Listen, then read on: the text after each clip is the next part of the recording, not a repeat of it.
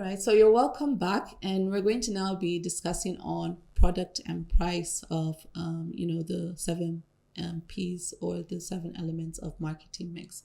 Now, the product, as I've mentioned earlier on, is that how can we develop our product? You want to understand, or you need to understand that for any marketer or any organization or startup or business that's just starting, your product is always the baby, is always the focus. And knowing what type of product you're going to produce is essential, but then also understanding, remember when I talked about the 7 elements, remember the diagram, the target market is the focus. And once you understand that and you're able to tailor your product towards the target market, it goes a long way in making sure that you don't waste a lot of time and resources towards selling your product at the end of the day towards that target market. So I'm going to give you a good example again with my cousin's yogurt, Afman yogurt.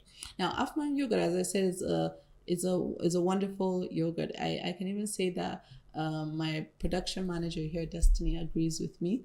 And with that, with Afman yogurt, it's lovely. It tastes nice. It's high in quality in terms of the consistency of the yogurt. It's thick. It has coconut inside. It has wheat. Please, Afman yogurt. No, I'm actually advertising for you here. But with that, but seriously, what I'm getting at is that even though it's nice, we have to understand that it's essential that if Afman yogurt is able to identify who they want their target market to be, it's easy to say your target market can be everybody, but the truth is that it can't be everybody because you're limited in resources. So it's always essential that once you understand that having a target market that is enough to scale your business or enough to provide what you can produce to that, is better you always cater to that particular target market or demographics that you've been able to identify. So what I'm getting is that even though Afman yogurt is able to have a rich, consistent yogurt that everybody likes, the truth is that there's going to be a certain category of people that might not be able to take Afman yogurt. It could be because they feel the sugar, and maybe they're diabetic in nature, so they feel the sugar is too much for them. It could be that someone doesn't like coconut, or they're even they're allergic to coconut, or even the wheat, or someone doesn't like wheat. It could be for so many reasons, just because human beings are human beings and we're dynamic in nature.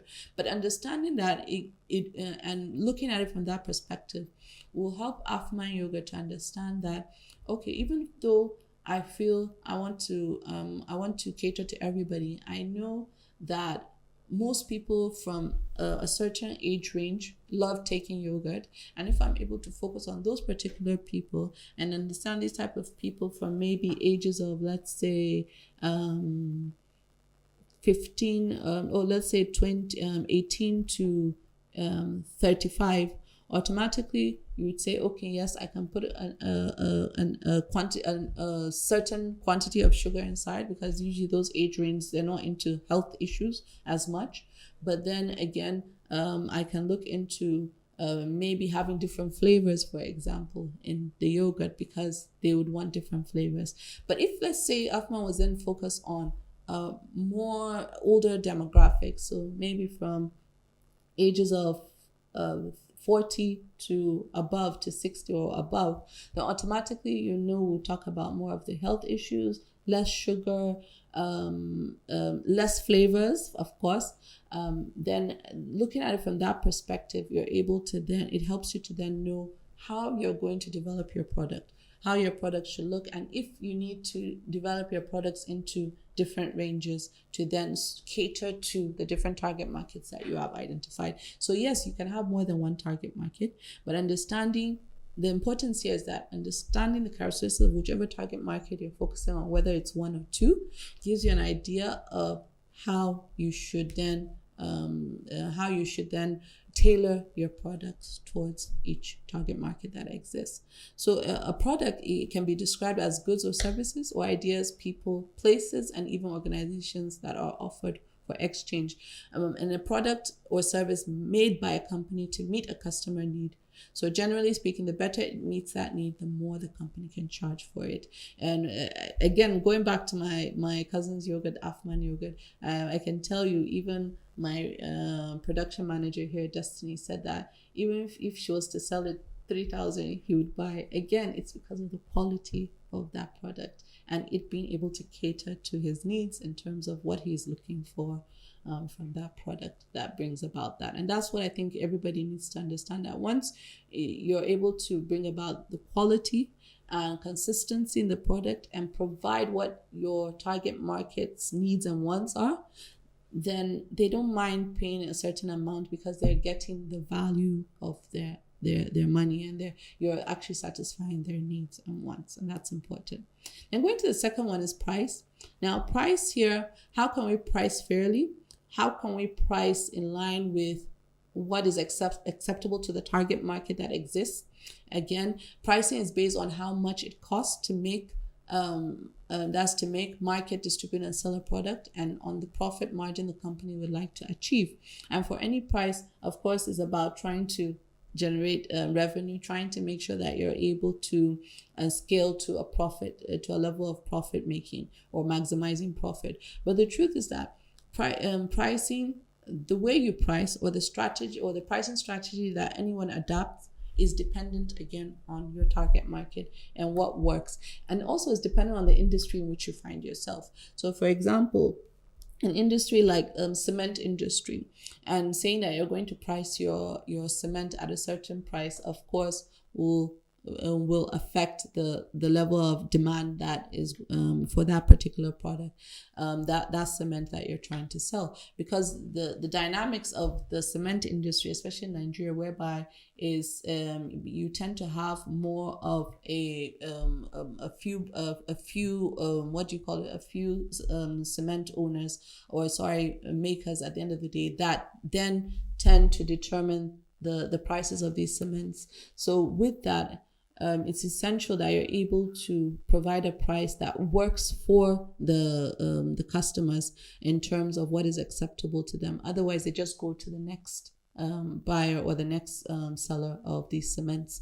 And then again, when we talk about pricing strategy, of course, I talked about exclusive pricing strategy, but then you also have those pricing strategies that looks into the consumer buying behavior and understanding that there's some particular products that at the end of the day you can't put high prices on them, because then it's going to affect, especially if, in terms of the availability of that product across the board. So of course, the more the product is available across the board in terms of the industry that you find yourself, then of course the consumer buying behavior in terms of their level of acceptability of the price that you put on that product will be, of course, low or high. So of course, the more availability it is, then of course that will reflect upon the consumer actually buying the product or not.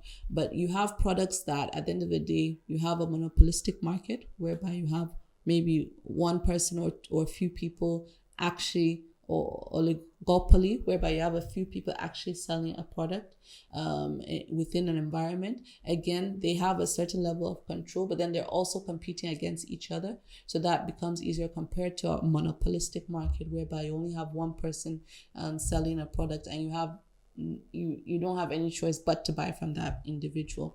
So again, from the business perspective, of course, monopoly is a game changer for anybody, though it doesn't last like before. Before, you'd have a monopoly easily, but nowadays with technology, imitation becomes so much easier that people can easily copy an idea that someone has, and then you tend to see how that gets distributed across the board. Examples, Uber is a good example. I can remember when it was just Uber that existed, and that was great for Uber at the time. But slowly and surely, other companies, with the same type of business, perspective came into play, like Bolt, and that has now saturated the market in terms of that. But then that will also reflect upon the price, what price Uber puts on on the taxi system, and then even from the perspective of the taxi, that's those that actually run the Uber taxis now,